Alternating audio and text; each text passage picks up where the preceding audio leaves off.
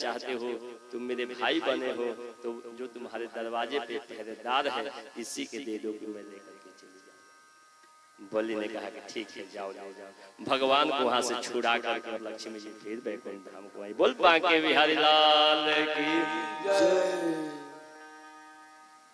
कल एकादशी और कार्तिक की एकादशी बहुत महत्वपूर्ण होती है। व्रत रहते हैं ना, एकादशी व्रत करना चाहिए। वही एकादशी व्रत जो है राजा अम्बरीश किए हुए। अगले दिन द्वादशी कुछ ही क्षण थी,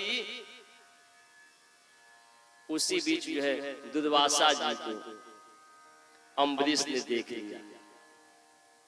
जब अम्बरीश जी ने दुर्वासा जी को देखा तो निमंत्रण दे दिया कि महाराज एक काम करिए, आप उधर से स्नान करके आइएगा तो हमारे यहाँ प्रसाद पा लीजिएगा, उसके बाद मैं पा लूंगा। महाराज दुर्वासा जी गए, भूल गए, स्नान संध्या वंदन करने लगे, समय बीतने लगा। अम्बरीश घबरा गए कि द्वादशी बीत जाएगी तो पारण कैसे होगा। संत विद्वान लोगों के पास जाकर के निवेदन किया कि उपाय बतलाइए।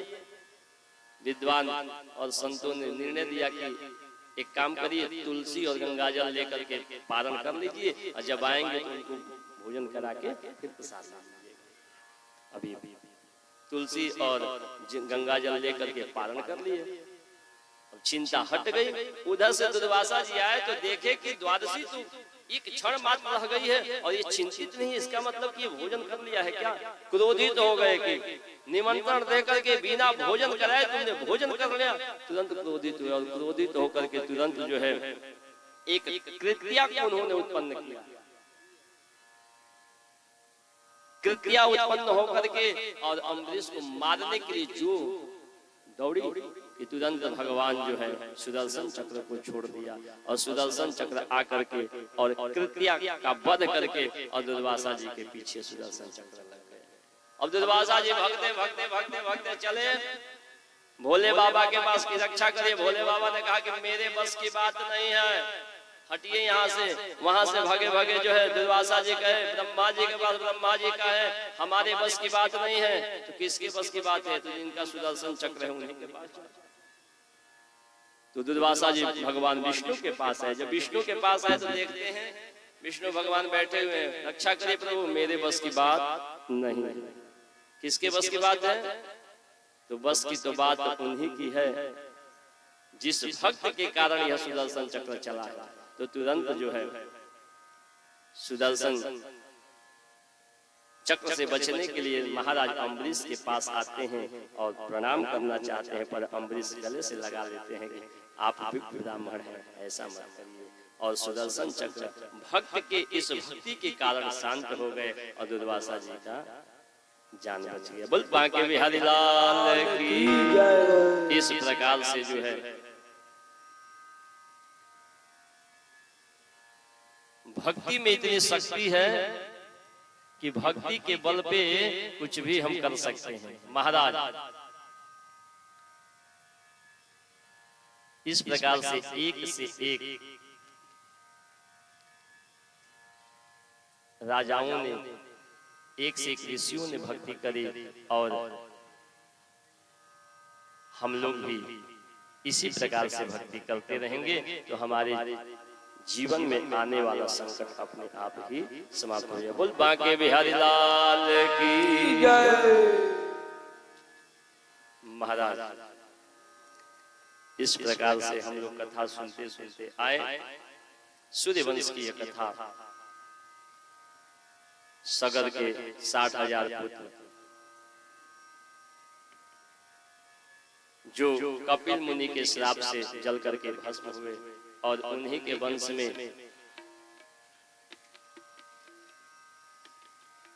उनको उद्धार करने के लिए अंशुमान, असमंजस, दिलीप अन्य राजाओं ने प्रार्थना करी, पर उद्धार के लिए गंगा जी का अवतरण नहीं हुआ। फिर अंत में भगीरथ ने जब तपस्या करी तो भगीरथ के तपस्या से गंगा का आगमन हुआ और वही गंगा माता की कृपा से भगीरथ कि भक्ति के कारण आने के कारण सगर महाराज के 60,000 पुत्रों का उद्धार हुआ। बोल बांके बिहारी लाल की जय। उसी सूर्य वंश में एक से एक प्रतापी राजा हुए और उन्हीं के वंश में रघु हुए और रघु के ही वंश में रघुकुल चला और रघुकुल में ही भगवान श्री राम का अवतरण हुआ। आइए इस प्रसंग को थोड़ा सा श्रवण करें और फिर कृष्ण जन्म में प्रवेश करेंगे।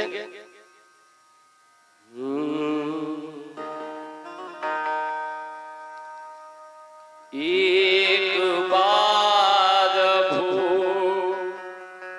भूपति मन माही भय गलानी मोरे सूत नहीं। एक बार राजा दशरथ जी को मन में ग्लानि हुआ कि अब मैं बूढ़ा होने लगा और हमारे घर कोई संतान नहीं हुआ। यह सोच करके गुरु गृह गया हो तुरंत महिपाला शरण लागी कर विनय। गुरु जी के पास गए। महाराज गुरु जी दशरथ जी को देख करके कहे धरहु धीर हुई है सुधचारी त्रिभुवन विदित भगत भयहारी। क्यों चिंता करते हो? एक की चिंता करते हो, तुम्हें चार पुत्र प्राप्त होंगे। 4 पुत्र प्राप्त होंगे। यह सुन करके राजा दशरथ प्रसन्न हुए और तुरंत वशिष्ठ जी जो है श्रृंगी ऋषि के पास खबर भिजवा। श्रृंगी ऋषि श्रेष्ठ बुलावा पुत्र काम शुभ यज्ञ करावा।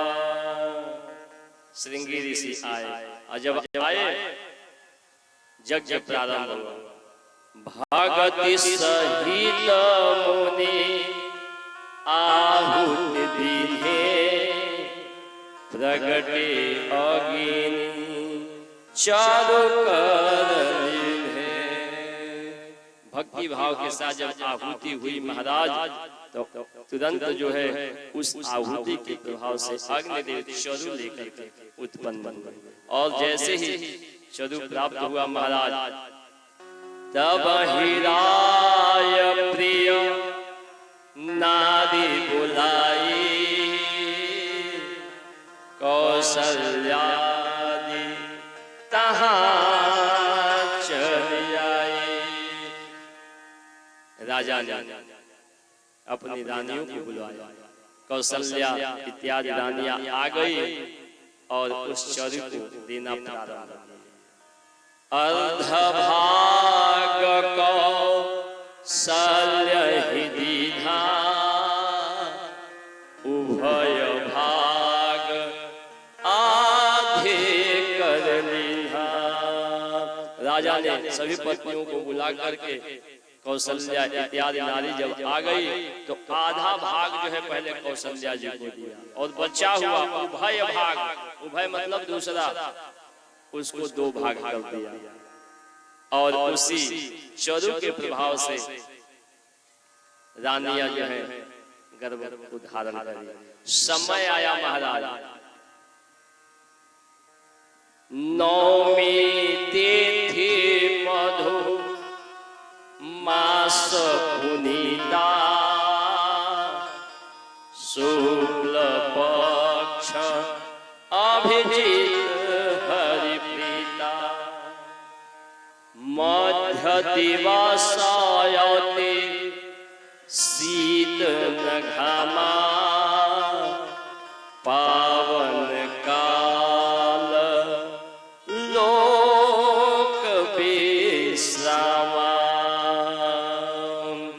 बोले श्री रामचंद्र भगवान की जय। पावन पवित्र महीना चैत्र का आया और उस चैत्र के शुक्ल पक्ष के अभिजीत मुहूर्त में महाराज दिन में 12 बजे उस नवमी तिथि को भगवान का प्राकट्य हुआ। बोल श्री रामचंद्र भगवान की जय। भय प्रकट कृपाला दीन दयाला कौशल्या हितकारी। भय प्रकट कृपाला दीन दयाला कौशल्या हरसित महतारी मुनि मनहारी अद्भुत रूप विचारी। हर्षित महतारी मुनि मनहारी अद्भुत रूप विचारी। लोचन अभिरामा तनु घन श्यामा निज आयुध भुज चारी।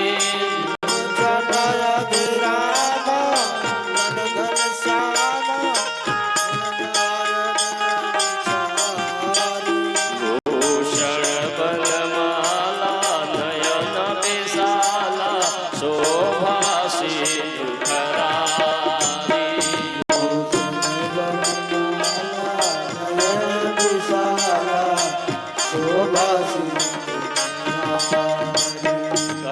दुई कर जोरी स्तुति तोरी के विधि करो अनंता।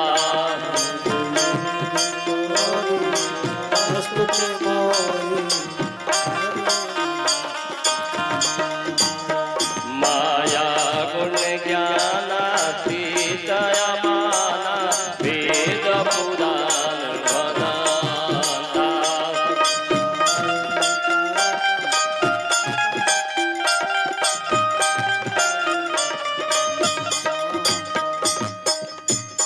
करुणा सुख सागर सब गुण आगर जे गावहि सुख साता। हित लागी जन अनुरागी भयउ प्रगट श्री माता।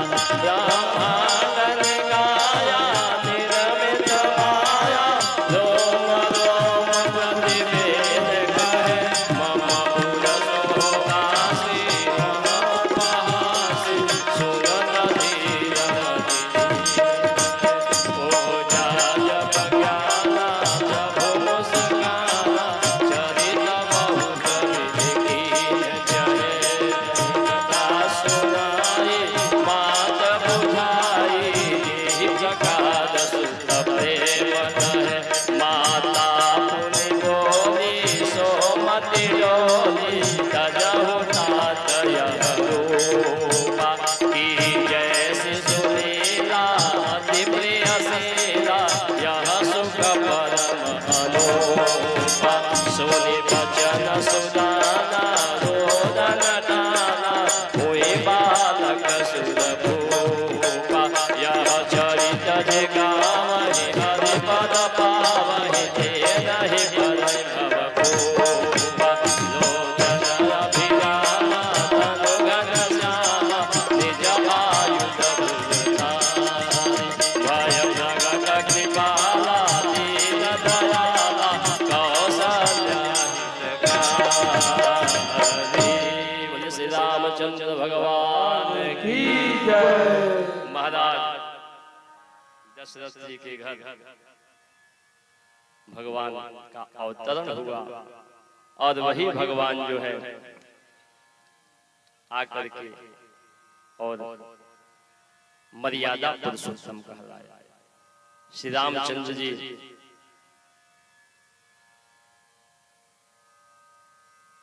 को जब राज सिंहासन देने की बात आई उसी समय मंथरा ने वर मांगा और वनवास मांग लिया।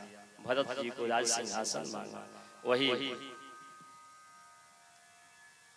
राम को वन में जाकर के वन वास काटना पड़ा। उसी समय सीता मैया का हरण हुआ और भगवान जो है सीता को पता लगाने गए और अंत में रावण को मार करके और पुनः राज्य को वापस आए। बोल बांके बिहारी लाल की जय, श्री रामचंद्र भगवान की जय। अब विलंब न करते हुए हम लोग कर सीताली देखकर मुख से बोलो सीताराम, सीताली देखकर मुख से बोलो सीताराम, कर सीताली देखकर मुख से बोलो सीताराम, सीताली देखकर मुख से बोलो सीताराम, बोलो सीताराम बोलो राजा राम, बोलो सीताराम बोलो राजा राम, बोलो सीताराम बोलो राजा राम, बोलो सीताराम बोलो राजा राम, कर सीताली देखकर मुख से बोलो सीताराम,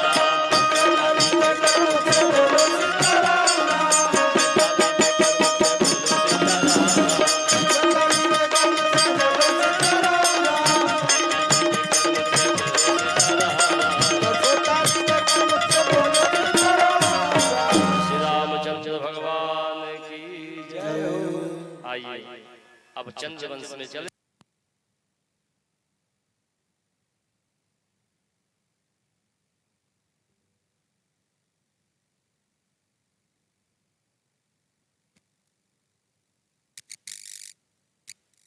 राजा आहुक के पुत्र थे उग्रसेन और देवक। आहुक ने मथुरा के राज्य गद्दी पे उग्रसेन जी को जो है बिठा दिए।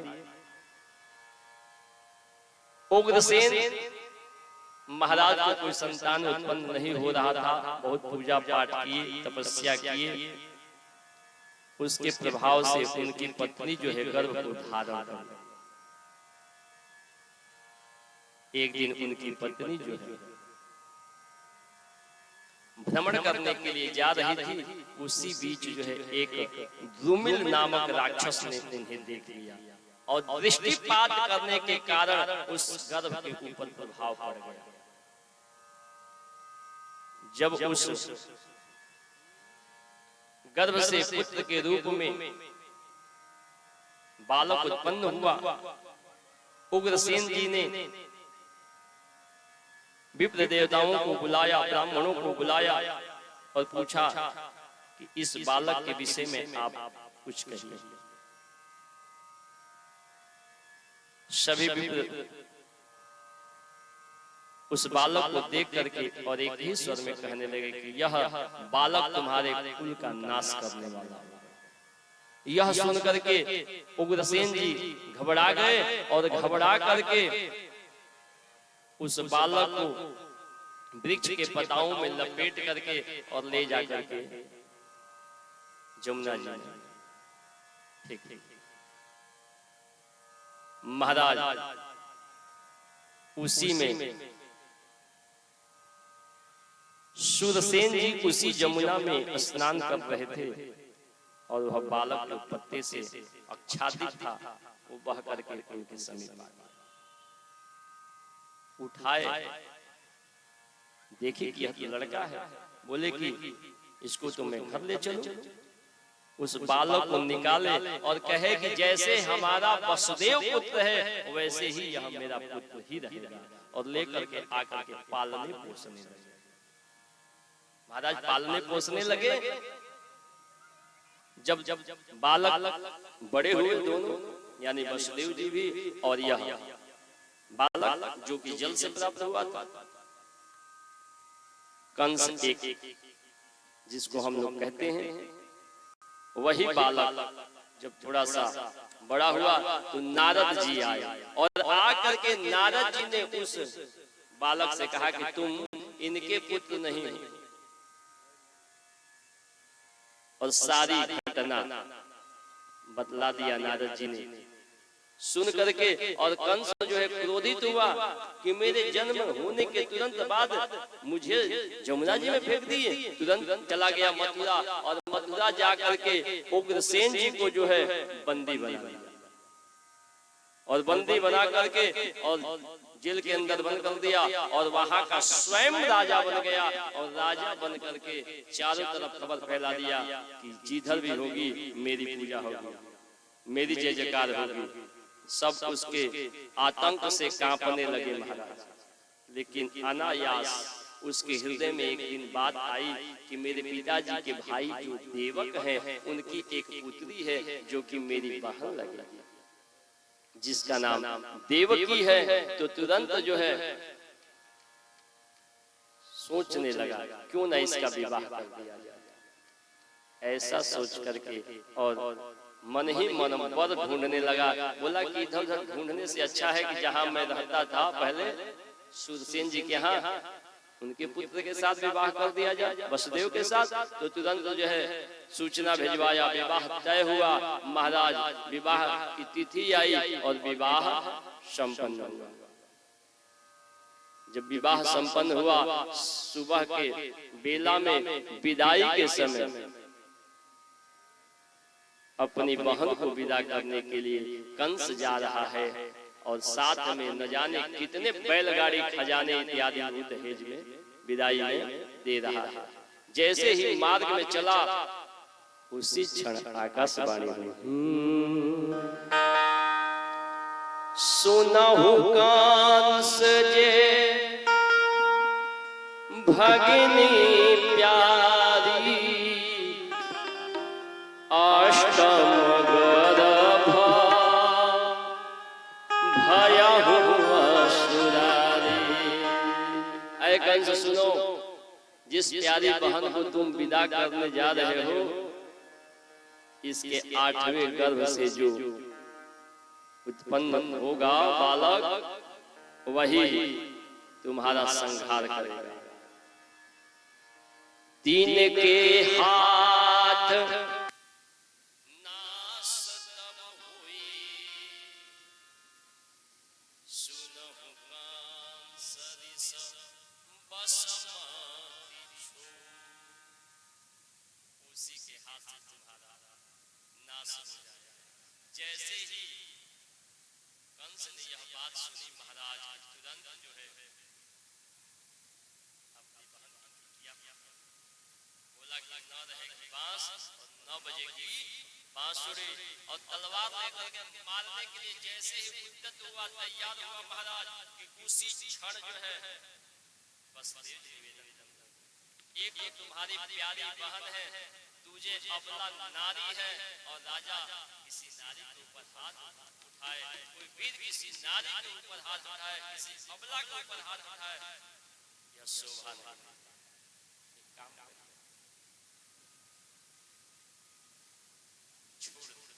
कंस ने कहा छोड़ दो, ये आकाशवाणी तुमने नहीं सुना क्या? वसुदेव जी ने कहा सुना, लेकिन आकाशवाणी ने ये कहा है कि इसके 8वें गर्भ से जो उत्पन्न होगा वो तुम्हारा काम।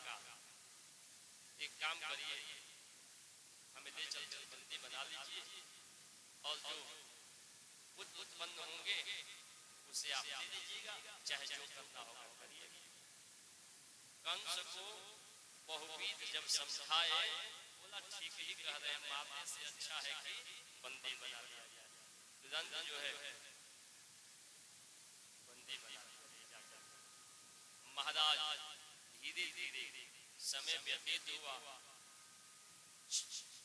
प्रथम पुत्र का जन्म, जब प्रथम पुत्र का जन्म हुआ, वसुदेव जी स्वेच्छा से पुत्र को लेकर के चले कंस के पास। जब लेकर के चले कंस के पास तो कंस ने कहा कि ये तो पहला है ना, मुझे तो 8वें से भय है, ले जाइए कोई बात। जैसे ही नारद जी ने देखा कि वापस कर दिया, नारद जी दौड़ करके आए और आ करके समझाए। देव ऋषि मति फेर के कंस बोले वसुदेव। देव ऋषि नारद जी आकर के समझाए क्या कर रहे हो, छोड़ दिए। कंस बोला हाँ महाराज, हमें 8वें से परेशान है।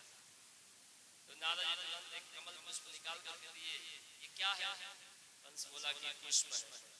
मास्टर साहब बोल बांके बिहारी लाल की जय हो। नारद जी जब पुष्प दिए कमल पुष्प, क्या है पुष्प है? अच्छा, इसमें कितनी पंखुड़ियां हैं? गिना 1 2 3 4 5 6 7 8, फिर आगे एक पंखुड़ी बढ़ा दी, यहाँ से 1 2 3 4 5 6 7 8, फिर अगले 1 2 3 4 5 6, सब में एक एक बार करके नारद जी ने गणना कराई। जैसे ही गणना किया उसके बाद पूछा कि इसमें पहला कौन है और 8वां कौन है? कंस बोला महाराज एक बार ये पहला था और ये 8वां, एक बार ये पहला, एक बार ये 8वां, एक बार ये पहला है, इसमें बताओ पहला 8वां कौन है? महाराज सब पहला है और सब 8वां। नारद जी ने कहा यही तो मैं कह रहा हूं कि कब 8वां हो जाए और कब पहला हो जाए, छोड़ रहे हो कहीं ऐसा ना हो कि यही 8वां। बोला ओ बुलाओ, बुलाया गया, तुरंत जबरदस्ती लेकर के आए उस बालक को। इस प्रकार से 6 पुत्रों को उसने मार दिया। महाराज 7वें गर्भ में हमारे शेष जी आए। भगवान कृष्ण ने जोग माया को बुलाया और कहा कि एक काम करो, माता देवकी के गर्भ से इसका संकल्प करके खींच करके और ले जाकर के रोहिणी के गर्भ में नंदनवन डाल और वहीं पे तुम जोग माया बनकर उत्पन्न हो जाना। महाराज 7वें गर्भ में हमारे शेष जी जब आए और शेष जी का संकल्प करके जब रोहिणी के गर्भ में जोग माया ने डाल दिया, 8वें गर्भ में स्वयं भगवान आने की तैयारी। महाराज भगवान 8वें गर्भ में जब आने को तैयार होते हैं, देवता लोग हर्षित होते हैं और सभी देवता लोग आने के लिए स्वागत करते हैं।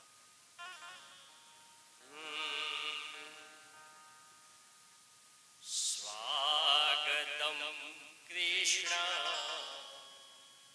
सुस्वागतम कृष्ण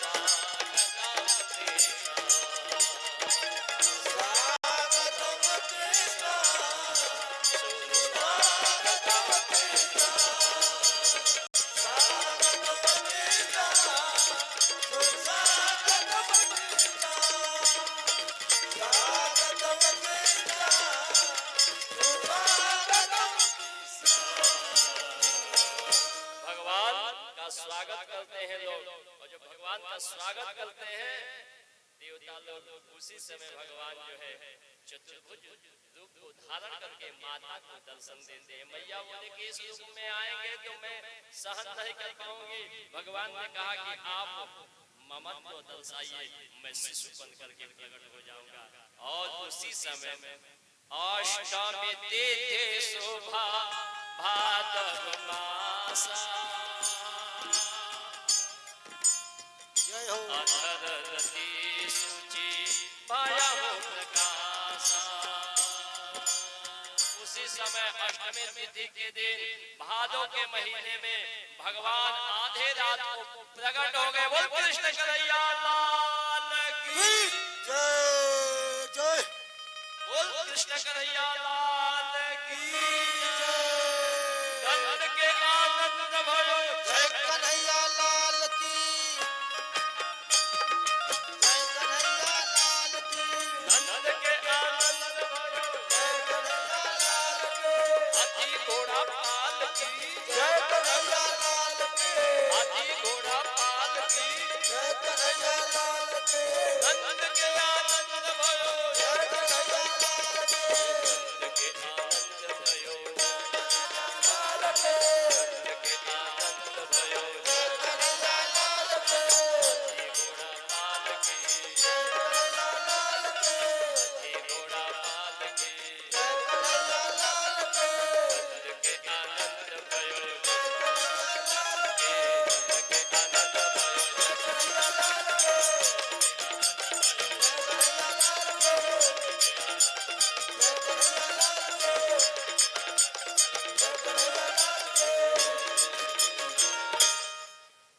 मेरे खुशियों का रहना ठिकाना कि मेरे जैसा नहीं कोई भी दीवाना। हमारे घर श्याम आए हैं, हमारे घर श्याम आए हैं, हमारे घर श्याम आए हैं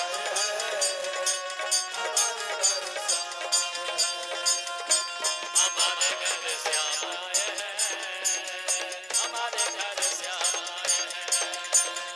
हमारे घर श्याम आए हैं। हमारे घर श्याम आए हैं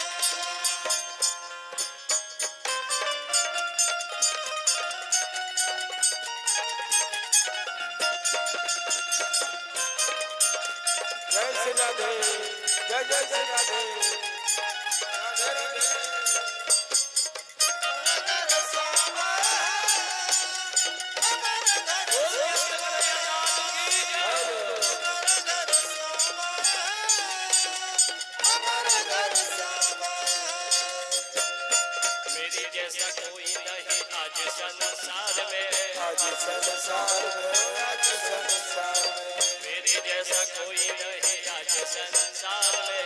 आज संसार में हो आज संसार में बड़ा ही आनंद मिला सावरे के प्यार में, सावर के प्यार में हो सावर के प्यार में बड़ा ही आनंद मिला सावरे के प्यार में। सावर के प्यार में हो सावर के प्यार मैं तो झूम झूम गाऊं ये तराना, मैं तो झूम झूम गाऊं ये तराना कि मेरे जैसा नहीं कोई भी दीवाना।